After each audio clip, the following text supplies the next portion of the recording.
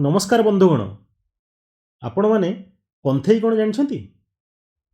पंथई हूँ गोटे आकृति जहाँ माटी गात खोलिकी कराए प्रथमाष्टमी पर्व दिन। 64 जोगिनी मंदिर देखिछंती? शिवलिंग तो निश्चय देखिथिबे।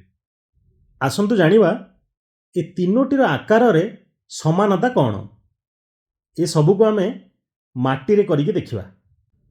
वर्तमान आमे माटी रे पानी मिसेकी ताकु टे कादुआ करिकी एई भली चारि कणिया आकृति रे गोटे कार्डबोर्ड उपर रखिदवा। वर्तमान एई माटी उपरे गोटे चारि कणिया करी गातटे करिवा। देखंतु मु केति करछि।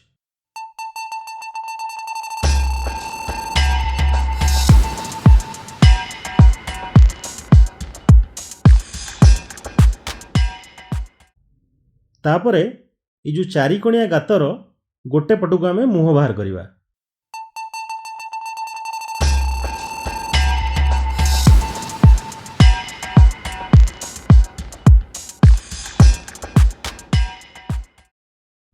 तापरे मझिरे गोटे गोल आकार रो गातटे करिवा।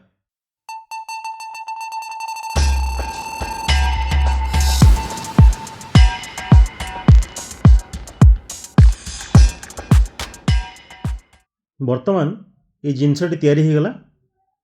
गोटे चारिकोणिया गात, मझिरे गोटे गोल आकृतिर गात आ गोटे पटको मुहटे बाहर। यही जिनसटी होची पंथई। प्रथमाष्टमी पर्व दिन यही पंथई माटी रे खोला जाए।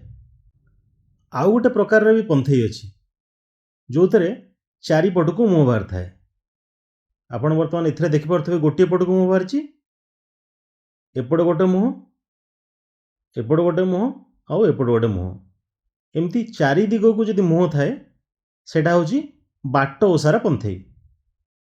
वर्तमान आमे एई जिनस रे किछि परिवर्तन करिवा आ देखिबा एटा किभळे देखा जाउछि। माने एई गातटी बदल रे जदि सेई अंशटी ऊपर को उठी रहिला ताहाले किभळे देखा जिवो।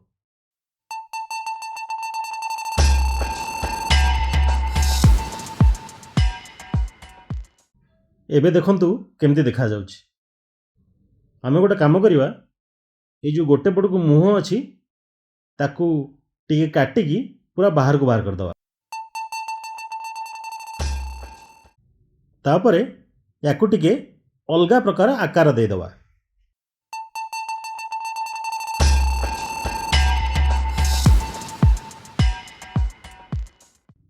एबे हा किभଳି लागुछि? जो पंथई आकृति थिला ताहा वर्तमान शिवलिंग रे परिवर्तित हो गला। वर्तमान एहार आकार को आमे टिके बदलैकी देखिबा। एहार जो चारि कणिया अंशटी अछि ताकू आमे गोलाकार करदेबा।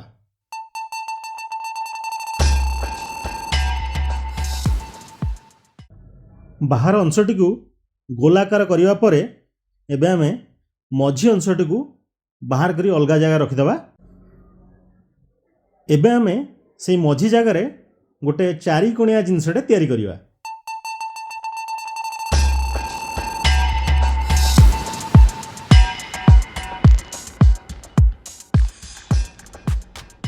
ए अंशटी जो मंदिर भली होईछि से मंदिर मझिरे चारोटी स्तंभ अछि एवं गोटे पिंडीटे होईछि। एहाकू कहा जाए चंडी मंडप। वर्तमान ए पूरा जिनसर आकृति को देखंतु। यह होची ओडिशार खोर्धा जिल्लार थिबा हीरापुर गाँव रे 64 जोगिनी मंदिर भली।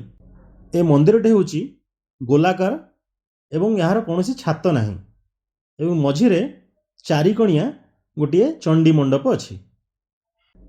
एही 64 जोगिनी मंदिर जहाँ मध्य प्रदेश रे मध्य अवस्थित, तार आकार टिके अलगा। मध्य प्रदेश रे जो दुईटी 64 जोगिनी मंदिर अछि ता भितर गोटिकर मझी अंशटी गोलाकार, चारि कोणिया नुह। एबे आमे गोटे काम करिवा, जो मझी अंशटी आमे बाहर करके बाहर को रखि देइथिले ताकू से चारि कोणिया ऊपर रखि देवा। मझी अंशर उच्चता टिके कम रहिबो।